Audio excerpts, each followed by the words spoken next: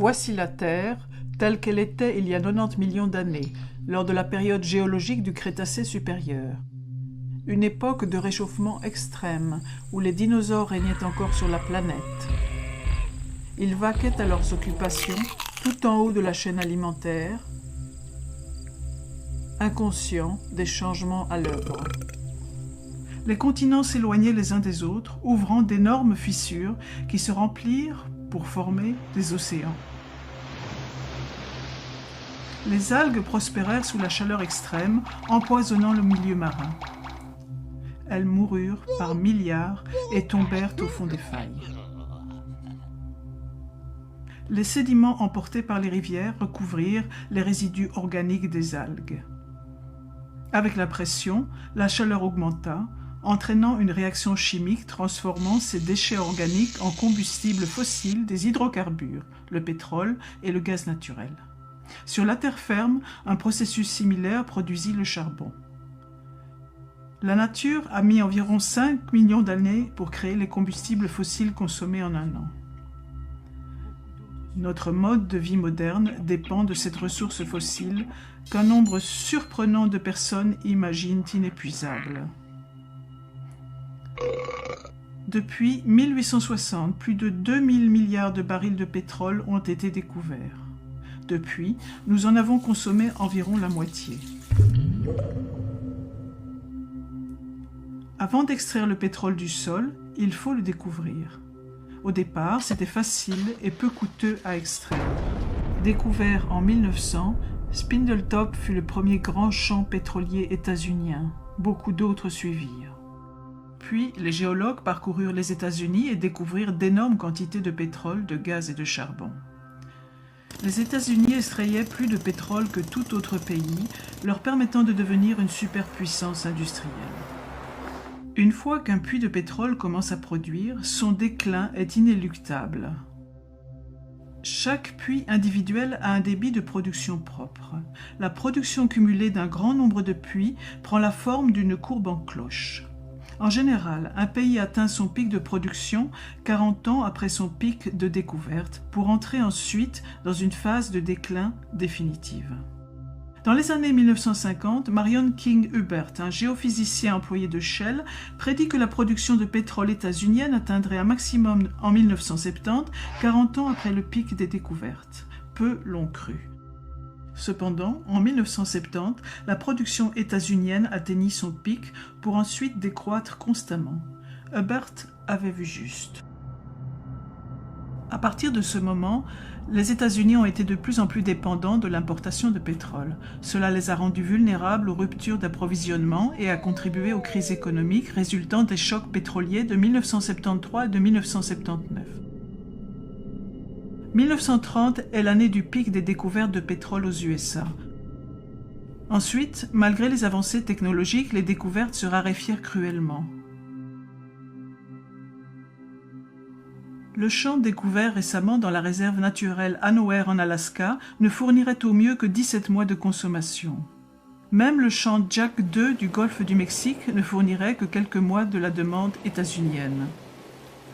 Aucun de ces gros gisements ne peut satisfaire les besoins états-uniens.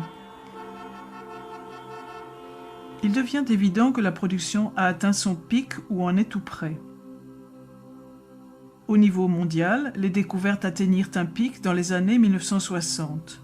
Plus de 40 ans plus tard, la chute des découvertes de nouveaux champs semble inexorable. 54 des 65 pays grands producteurs ont déjà atteint leur pic de production. La plupart des autres vont suivre dans un avenir proche. Tous les 3 ans, il faudrait mettre en production l'équivalent d'une nouvelle Arabie saoudite pour pallier l'épuisement des champs existants. Durant les années 60, 6 barils étaient découverts pour chaque baril consommé. 4 décennies plus tard, l'humanité consomme entre 3 et 6 barils pour chaque baril découvert. À partir du moment du pic de production mondiale, la demande de pétrole dépassera l'offre, le prix de l'essence sera très instable, ce qui aura des conséquences bien plus importantes que le coût d'un plein. Les villes modernes sont dépendantes du carbone fossile. Même les routes sont faites d'asphalte, un produit pétrolier, comme le toit de beaucoup de maisons. De vastes espaces seraient inhabitables sans chauffage durant l'hiver ou sans climatisation en été. L'étalement urbain nécessite la voiture pour se rendre au travail, à l'école ou au magasin. Les villes sont divisées en zones résidentielles et commerciales éloignées les unes des autres, forçant les habitants à se déplacer en voiture. La banlieue et de nombreux habitats ont été conçus sur base du pétrole et de l'énergie abondante. Les produits chimiques issus du pétrole ou composés pétrochimiques sont la base d'un nombre incalculable de produits. L'agriculture moderne est très dépendante des combustibles fossiles, tout comme les hôpitaux, l'aviation, les systèmes de distribution d'eau et l'armée états-unienne qui à elle seule utilise environ 140 millions de barils par an. Sans pétrole, il n'y aurait ni plastique ni polymère indispensables pour fabriquer les ordinateurs, les appareils électroniques de divertissement et les vêtements. L'économie mondiale actuelle repose sur une croissance infinie exigeant toujours plus d'énergie à bas prix.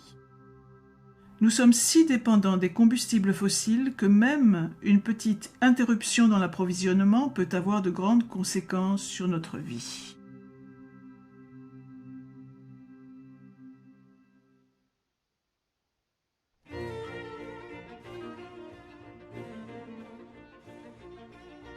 L'énergie est ce qui permet d'effectuer un travail. L'États-Unien moyen dispose de l'équivalent énergétique de 150 esclaves travaillant 24 heures sur 24. Les matières qui contiennent cette énergie sont appelées carburants. Certains carburants contiennent plus d'énergie que d'autres, une propriété appelée la densité d'énergie. Parmi ces carburants, le pétrole est crucial.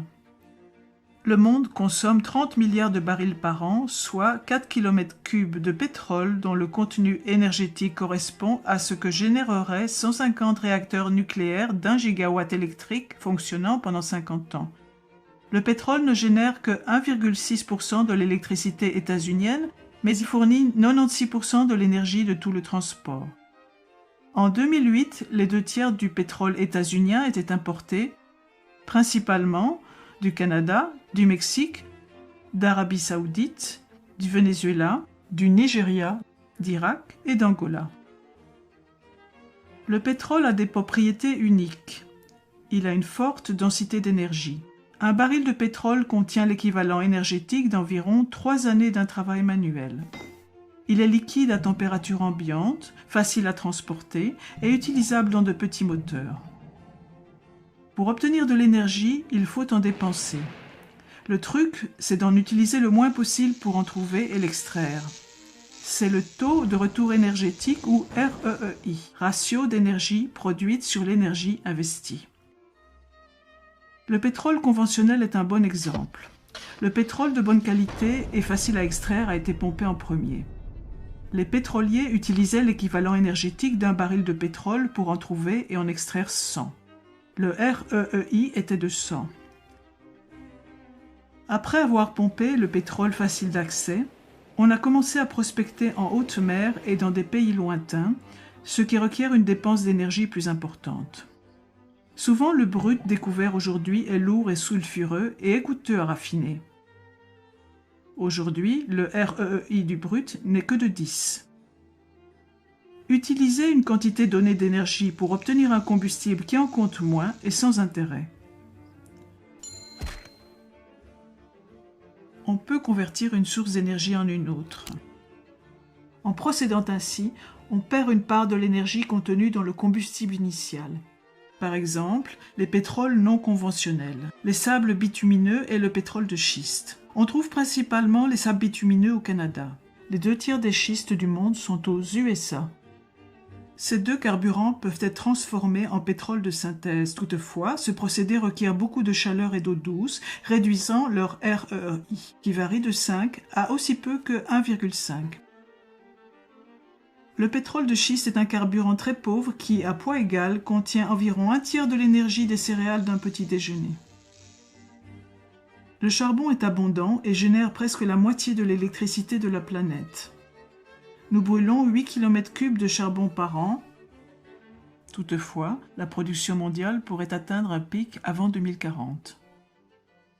Dire que les États-Unis disposent de siècles de charbon est fallacieux, car c'est ignorer la hausse de la demande et la baisse de qualité. L'essentiel de l'anthracite, le meilleur des charbons, a disparu. Reste le charbon de moindre qualité, moins dense énergétiquement.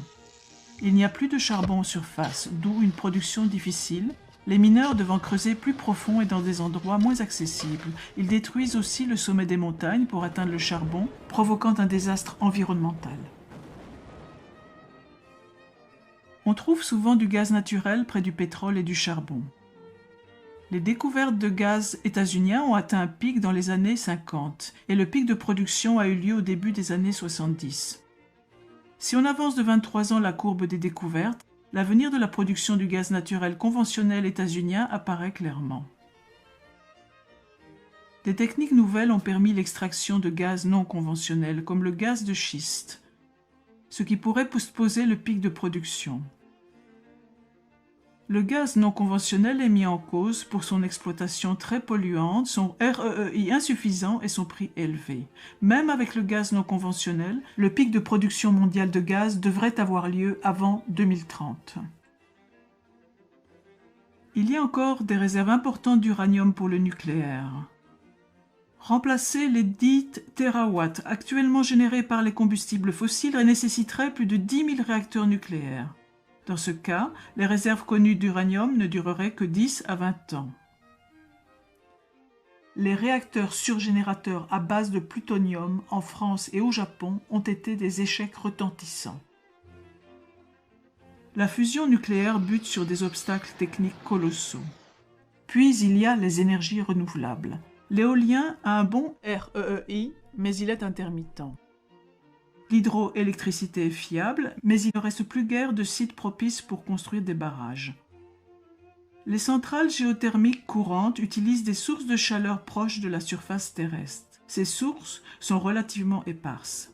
Dans le système expérimental de géothermie EGS, 2 puits sont creusés à très grande profondeur. De l'eau est injectée dans un des puits, capture la chaleur de la roche et remonte ensuite par l'autre puits à haute température. Selon un rapport récent du MIT, cette technique pourrait fournir 10% de l'électricité états-unienne en 2050.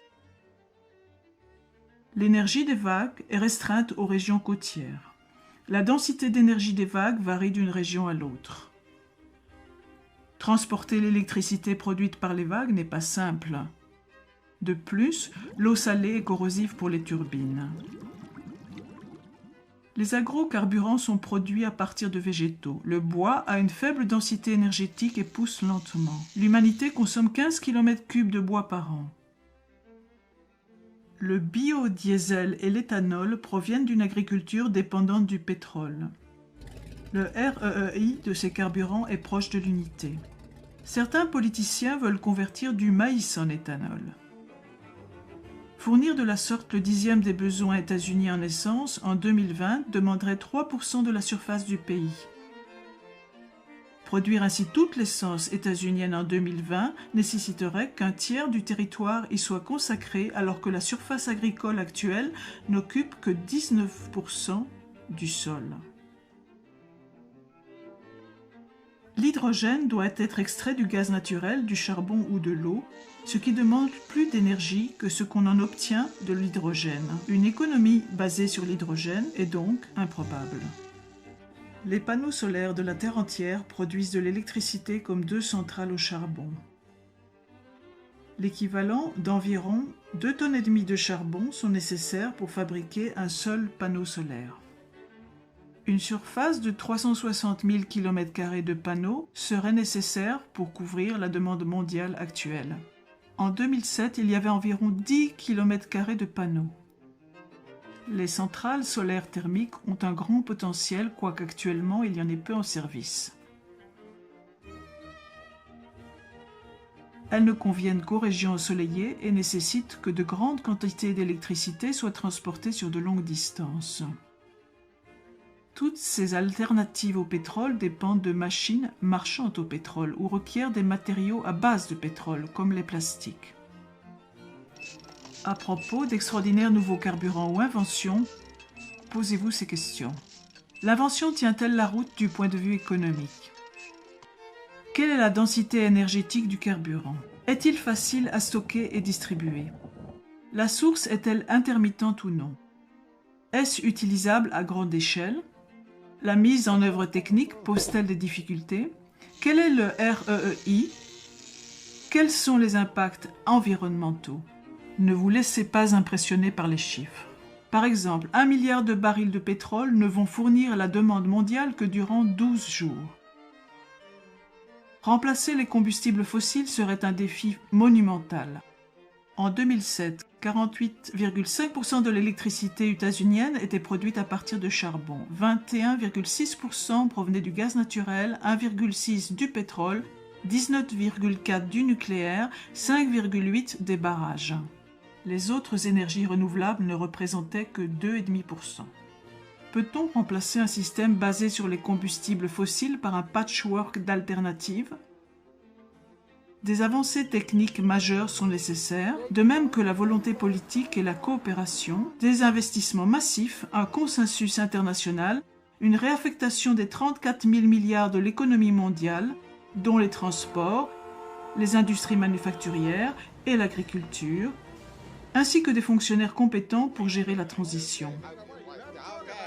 Si ces conditions sont réunies, peut-on conserver notre mode de vie actuel?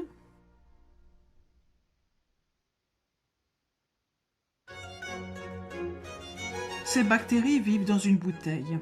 Leur population double toutes les minutes. À 11 heures, il y a une bactérie. À midi, la bouteille est pleine. Elle est à moitié pleine à 11h59, laissant juste l'espace nécessaire pour un doublement de plus.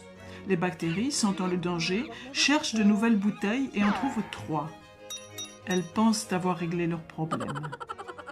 À midi, la première bouteille est pleine. À midi 1, la seconde bouteille est pleine. À midi 2, toutes les bouteilles sont pleines. C'est le problème devant lequel nous sommes, dû au doublement répété résultant de la croissance exponentielle.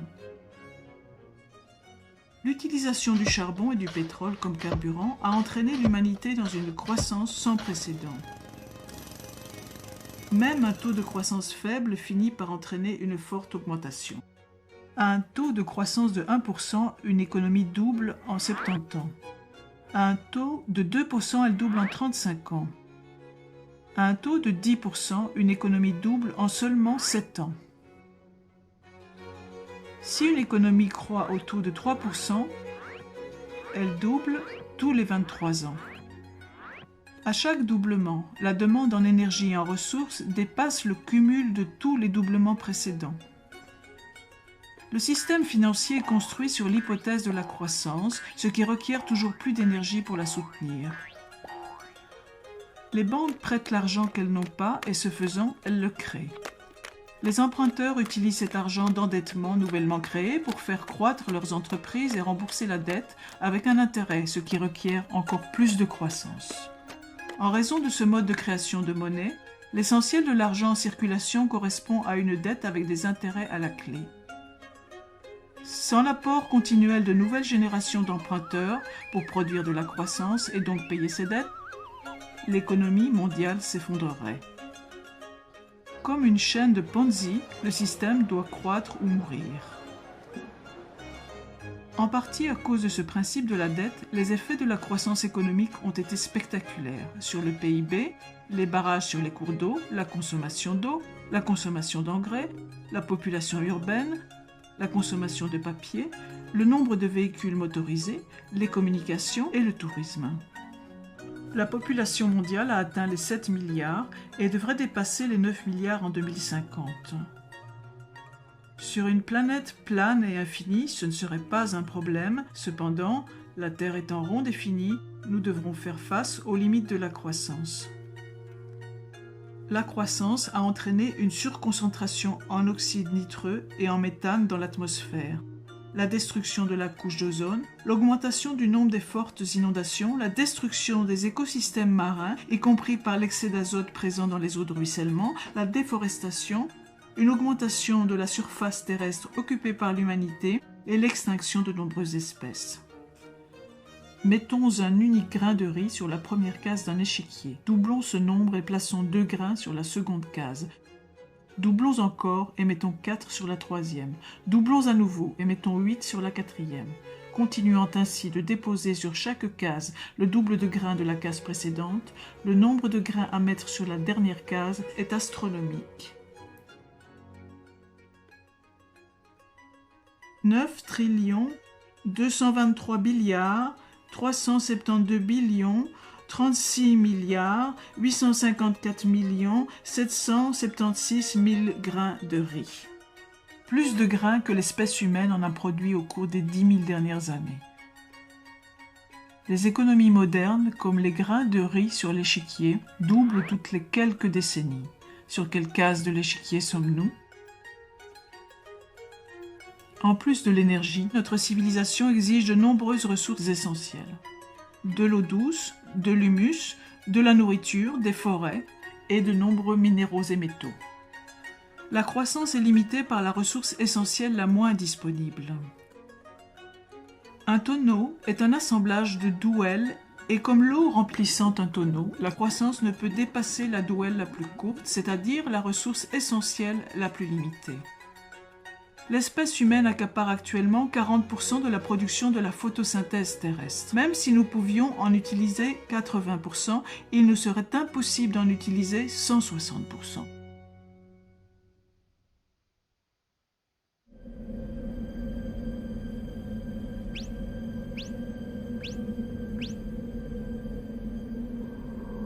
L'approvisionnement alimentaire mondial repose fortement sur les combustibles fossiles. Avant la Première Guerre mondiale, toute l'agriculture était biologique.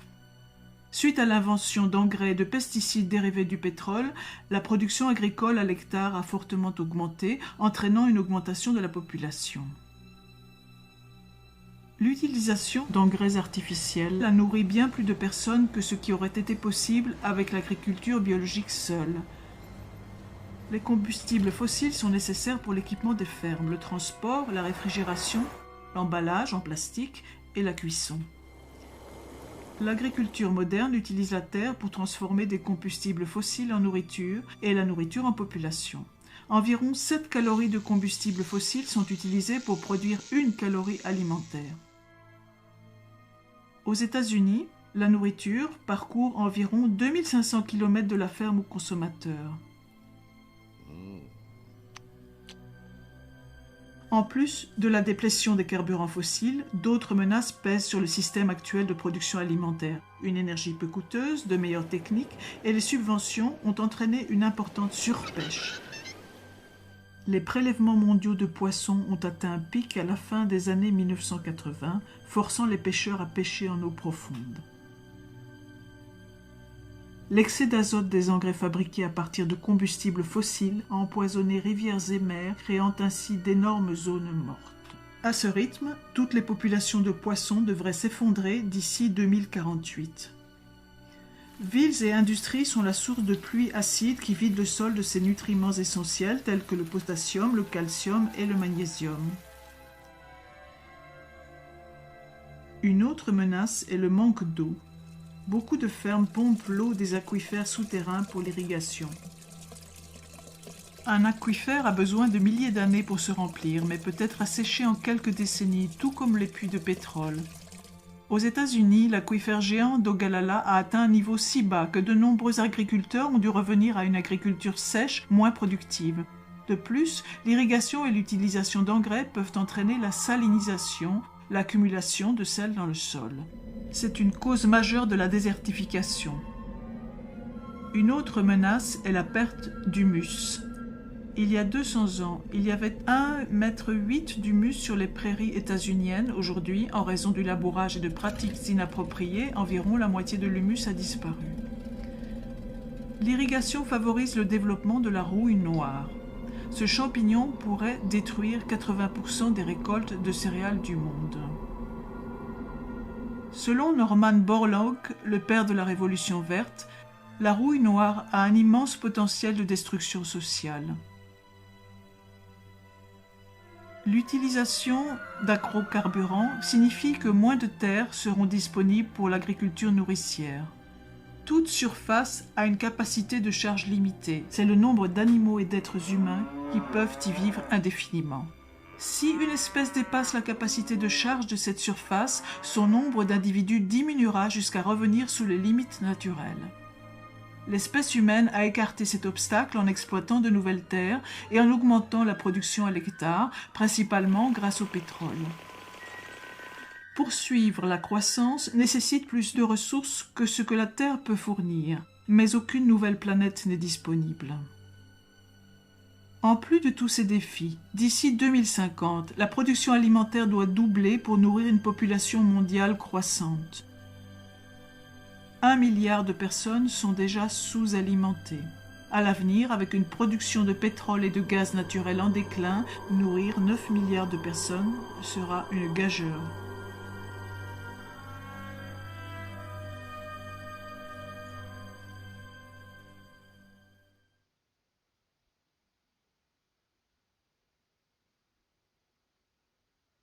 L'économie mondiale croît exponentiellement à environ 3% par an, consommant toujours plus de carburants non renouvelables, de minéraux et de métaux. Même chose pour les ressources renouvelables comme l'eau, la forêt, le sol et le poisson, consommées plus vite qu'elles ne se renouvellent. Même à un taux de croissance de 1%, l'économie aura doublé dans 70 ans. D'autres facteurs aggravent le problème. La mondialisation permet aux gens d'acheter des biens et de la nourriture produits à l'autre bout du monde. Les lignes d'approvisionnement sont longues, mettant la pression sur une ressource pétrolière limitée. Nous dépendons de pays lointains pour nos produits de première nécessité. Les villes modernes sont dépendantes des carburants fossiles. L'essentiel du système bancaire repose sur la dette, entraînant les gens dans une spirale de prêts et remboursements, engendrant la croissance. Que faire face à tous ces problèmes?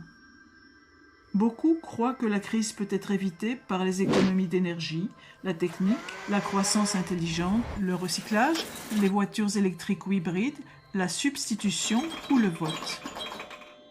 L'économie d'énergie vous fera économiser de l'argent, mais elle ne suffira pas à sauver la planète. Si certains abaissent leur consommation de pétrole, la diminution de la demande réduira les prix, permettant aux autres de l'acheter à moindre coût. De la même façon, un moteur plus efficace utilisant moins d'énergie va paradoxalement entraîner une hausse de l'utilisation d'énergie. Au XIXe siècle, l'économiste anglais William Stanley Jevons observa que de meilleures machines à vapeur ont fait du charbon une source d'énergie plus intéressante, entraînant une hausse du nombre de ces machines et donc de la consommation de charbon. La croissance de l'utilisation consomme toute énergie et ressources économisées.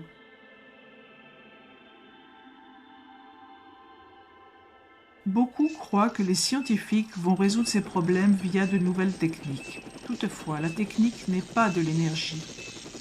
La technique peut transformer de l'énergie en travail, mais ne peut pas la remplacer. Elle aussi consomme des ressources. Par exemple, fabriquer un ordinateur nécessite le 10e de l'énergie requise pour fabriquer une voiture.